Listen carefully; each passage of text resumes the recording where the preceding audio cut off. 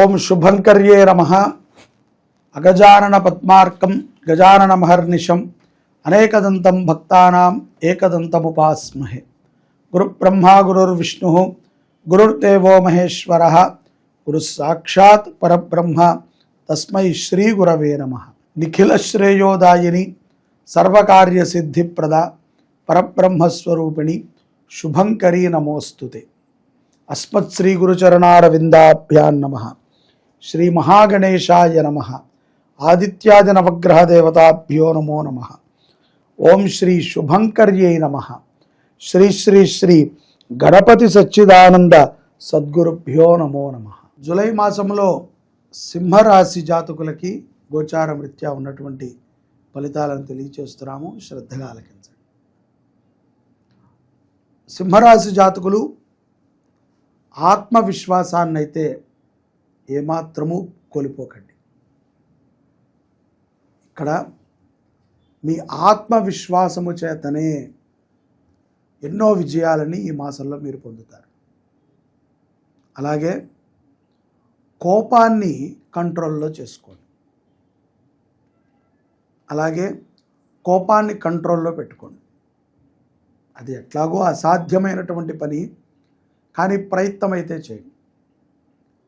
శరీర వ్యాయామము ముఖ్యంగా ప్రతిరోజు కూడా ఈ జూలై ప్రారంభం నుంచి ఇక్కడ నుంచి మీరు సంవత్సరం మొత్తం చేసిన ప్రమాదం లేదు.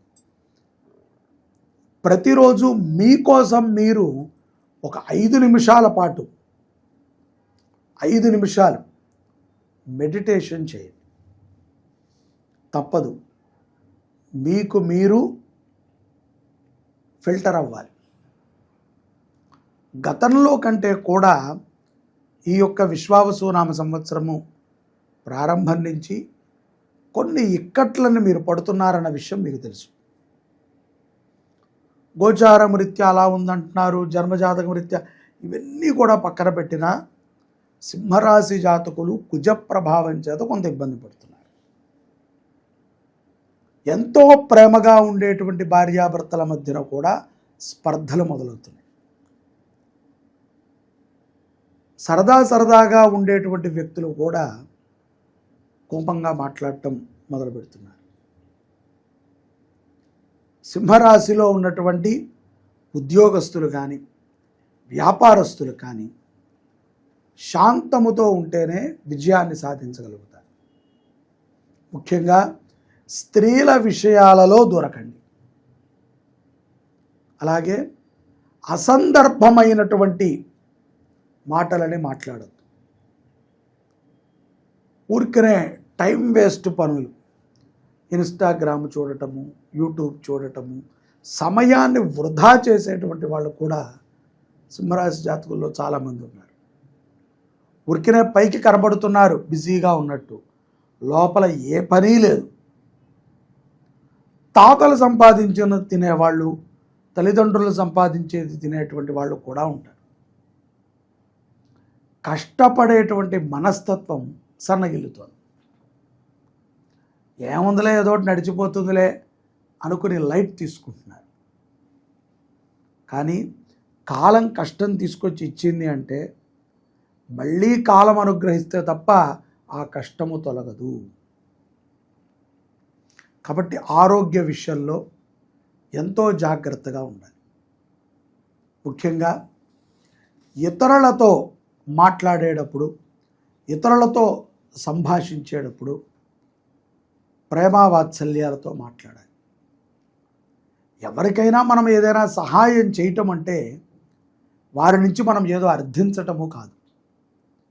సేవని సేవగా, సహాయాన్ని సహాయంగానే చేయాలి. అంతే తప్ప ఏదో మనము చేసేది తృఢమంతా, చెప్పుకునేది కొండంత, చేసే సేవ అణువంతా, చేసిందేమో పర్వతమంతా అని మనం చెప్పుకుంటున్నాం. తప్పు. దయచేసి అలా ఉండకండి. మీ అంతర్భావానికి మీకు తెలుసు మీరేం చేస్తున్నారు. బయటికి డాంబికాలు. అలాగే ఆరోగ్యం పట్ల అశ్రద్ధని వహించకండి. నిలవ పదార్థాలు తినటము, ఎవరో పక్కింటి వాళ్ళు ఎదుటింటి వాళ్ళు ఇచ్చారని వాళ్ళు వండుకున్న పదార్థాలను తినటము, వాళ్ళు ఇష్టముతో చేసుకున్నటువంటి పదార్థాలని మనము అపహరించి తినటం అనేటువంటిది చాలా పెద్ద రోగం. ఆ కాయకము జన్మ జన్మలకి మన వెంట ఉంటుంది. ఆ రుణం, ఒకళ్ళ ఇంట్లో భోజనం చేసిన రుణము ఎన్ని జన్మల ఎత్తినా నువ్వు మళ్ళీ భోజనం పెట్టినా తీరుతుందో తీరదో చెప్పలేం. ఎందుకంటే నువ్వు తినే ఆకలి ఎలా ఉందో నువ్వు రేపు పొద్దున వాడికి పెట్టేటప్పుడు కూడా అదే ఆకలి ఉండాలి. ఇదంతా కూడా ఒక సంబంధం. కాబట్టి ఏది రుణము లేకుండా జరగదు. ఇతరుల ఇళ్లల్లో పదార్థాలను తినకండి. ఈ జూలై పౌర్ణమి తర్వాత కొన్ని మార్పులను మీరు స్వయంగా తీసుకోవాల్సి వస్తుంది. కుమార్తె విషయంలో కానీ కుమారుడి విషయంలో కానీ మీరు ఉన్నటువంటి పద్ధతి కరెక్టేనా అనేది మీరు ఆత్మాన్వేషణ చేసుకోండి. అయ్యా డబ్బు వస్తుంది, పరపతి వస్తుంది, మనకి సన్మానాలు జరుగుతాయి, మనని అందరూ మెచ్చుకుంటారు, ఏదైనా మనం సాధించగలుగుతాం. కానీ కాలము అనుగ్రహిస్తేనే, కాలముని అనుగ్రహించే విధంగా మీ ఆరాధన ఉండాలి. ఏదో ఆపేక్షతో పూజలు చేయకండి. ఏ రాశి వారు కూడా చేయకండి. భయముతో అస్సలు చేయకండి, భక్తితో చేయండి. అంతే తప్ప అమావాస్య కదా ఇవాళ ఇంత బియ్యం ఇస్తే నా పితృదేవతలు స్వర్గలోకంలో ఉంటారు అని చెప్పి ఏదో పనికిమాలినవన్నీ తీసుకొచ్చి పూజారి చేతుల్లో పెట్టద్దు. మనము ఏం తింటామో, మనము ఎంత శుభ్రంగా ఉంటామో అటువంటివే ఇవ్వాలి. ఎదుట మనిషిలో మనం పరమాత్మని చూడగలగాలి. చిన్న చిన్న మార్పులండి సింహరాశి వారికి ఎన్నో విజయాలను ఇస్తుంది. అనవసరంగా మేకపోతు గాంభీర్యాన్ని ప్రదర్శించి బురదలో పడకండి. ఒకవేళ మీకు ఇష్టం లేదు వెళ్ళటం, చక్కగా మీ ఇంట్లో మీరు ఉండండి. చర్చించొద్దు, గొడవ పడద్దు, ఎదుటవాడిని వేలెత్తి చూపించి మీరు అవమానపడకండి. ఈ ప్రపంచంలో ఒకటిని మనము నిందించే అంత స్థితిలో మనం లేము. అందరూ దొంగలే, అందరూ దొరలే. అందరూ ఏదో ఒక ఆపేక్షతో, ఆశతో జీవనాన్ని గడుపుతున్నారు. ఇక్కడ సద్భావన, సత్ప్రవర్తన మనలో పెరిగినప్పుడు, మనం బాగుంటప్పుడు, మనము బాగున్నప్పుడు రోజుల్లో మనతో పాటు నలుగురిని బాగు చేయగలుగుతాం. మంచి మనము చేసినంతకాలం మంచిలానే ఉంటుంది. ఒక చిన్న చెడ్డ పని చేస్తే చెడ్డ పనినే చూపిస్తారు. విద్యార్థులు కూడా ఈ విషయాన్ని గుర్తుపెట్టుకోవాలి. ఆరోగ్యం పట్ల శ్రద్ధ అవసరము. వైద్యులు చెప్పిన విధంగా మీ యొక్క ఆరోగ్యం పట్ల శ్రద్ధను పెట్టండి. కోర్టు వ్యవహారాలలో కూడా డబ్బులు కుమ్మరిస్తే అన్నీ వస్తాయని నాయకులు అనుకుంటున్నారు. డబ్బుతో అన్నీ కొనొచ్చని. ఏదో ఒక రోజున ప్రకృతి చూస్తుంది. చూసేటువంటి వాడు ఒకడున్నాడు. వాడు చూసిన రోజున ఎవరెవరైతే మన నుంచి ఇబ్బంది పడ్డారో వారందరూ మన ముందుకు వచ్చి నుంచుంటారు. అంతమంది మన ముందు మన నుంచి బాధపడేటువంటి వాళ్ళు ఉన్నారు. ముఖ్యంగా రాజకీయ నాయకులు. వాళ్ళు చెప్పేది ఒకటి, చేసేది ఒకటి, కనిపించేది ఒకటి, లోపల ఇంకొకటి. ఓసరి విల్లికైనా ఇన్ని రంగులు, ఇన్ని అవతారాలని ఉంటాయి. నాయకులకు అలా లేదు. ఏ సేవ, భక్తి, ధర్మము లేదు. ప్రచారంలో అయితే గట్టిగా చెప్పుకుంటారు వాళ్ళు, అదండి ఇదండి అని. తర్వాత మతాలకి, కులాలకి గొడవ పెట్టి ఓట్ బ్యాంకింగ్ కోసమై వాళ్ళు చేసేటువంటి అరాచకాలు అంతా ఇంత కాదు. కాబట్టి జాగ్రత్తగా ఉండాలి. ఒక మంచి పదవి మనకి వచ్చినప్పుడు మాటకి కట్టుబడి, ధర్మానికి కట్టుబడి ఉండాలి. ఏమీ లేని వాళ్ళే చేస్తున్నారు. పదవిలో కూర్చున్నాక మనం ఏం చేయలేకపోతున్నాం. సిగ్గుచేటది. చేసేవాడిని హింసించటం, చేసేవాళ్ళని బాధ పెట్టడం, లేకపోతే ఎవరికైతే పరపతి ఉన్నదో, ఎవరికైతే కనుక స్థాయి ఉన్నదో అటువంటి వాళ్ళకే అన్నీ అందించటం. చిన్న చిన్న వాళ్ళని వెతికి చేసేటువంటి అవకాశం ఉన్నా కూడా నాయకులు వాళ్ళని వెతకరు. వాడికి పేరుందా, వాడు మంచి యూట్యూబరా, లేకపోతే మంచిగా గొడవలు పెట్టగలడా, వాడికి లైక్లు ఎక్కువ వస్తున్నాయా చూసి వాళ్ళని క్యాచ్ చేస్తారు. అవసరం. కాబట్టి నాయకులు మారాలి. వాళ్ళల్లో పరిపాలనలో నాయకులతో పాటు ఉన్నటువంటి ఈ యొక్క సైన్యము మారాలి. సింహరాశి వారు సుబ్రహ్మణ్య ఆరాధనని మర్చిపోకుండా ఈ యొక్క మాసం మొత్తము చేయండి.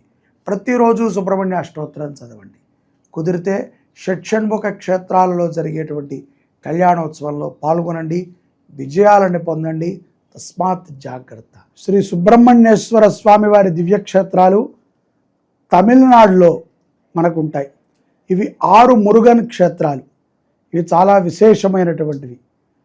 కొన్ని పర్వతం మీద ఉంటే, కొన్ని సముద్రం దగ్గరలో, మదురై దగ్గరలో ఉంటాయి. ఈ యొక్క క్షేత్రాలని జీవితంలో ఒకసారి దర్శిస్తేనే మహాపుణ్యం. అటువంటిది ఈ యొక్క క్షేత్రాలలో ప్రతి క్షేత్రములో కూడా మన శుభంకరి దేవాలయం నుంచి ఉత్సవమూర్తులను తీసుకువెళ్ళి కళ్యాణోత్సవాన్ని చేయించి 7వ కళ్యాణాన్ని కుక్కే సుబ్రహ్మణ్యేశ్వర స్వామి వారి సన్నిధిలో చేసి 8వ కళ్యాణం ఆషాఢ కృత్తిక అంటే ఆఢీ కృత్తిక స్వామివారికి సుబ్రహ్మణ్యేశ్వర స్వామిగా శరవణ భవుడిగా నామాన్ని స్వీకరించినటువంటి రోజున మన దేవాలయంలో 8వ కళ్యాణాన్ని చేస్తున్నాం. ఈ 8 కళ్యాణాలు కూడా మనలో ఉన్నటువంటి 8 కామ్యాలకు ఉపయోగపడుతుంది. మొదటి కామ్యము వివాహం, రెండోది సంతానము, మూడోది పుట్టినటువంటి సంతానము ఆరోగ్యంగా ఉండటం, నాలుగోది సంసార జీవితం బాగుండటం, ఐదోది కోర్టు, ఆరవది మనకి ఉన్నటువంటి మానసిక చాంచల్య దోషాలన్నింటినీ కూడా నివృత్తి చేసేది, ఏడవది శారీరకముగా మనకి ఉన్నటువంటి బాధలు, ఎనిమిదవది అత్యంత విశేషమైనటువంటిది ఇవాళ రేపట్లో పిల్లలకి మాటలు రావట్లేదు, చాలా మగతగా ఉంటున్నారు.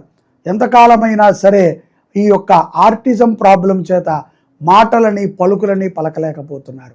అటువంటి ఆర్టిజం సమస్యల నుంచి తొలగించబడుతుంది. కాబట్టి ఈ కళ్యాణోత్సవంలో ప్రతి ఒక్కరూ కూడా పాల్గొని శ్రీ శరవణ భవ సుబ్రహ్మణ్యేశ్వర అనుగ్రహాన్ని పొందండి.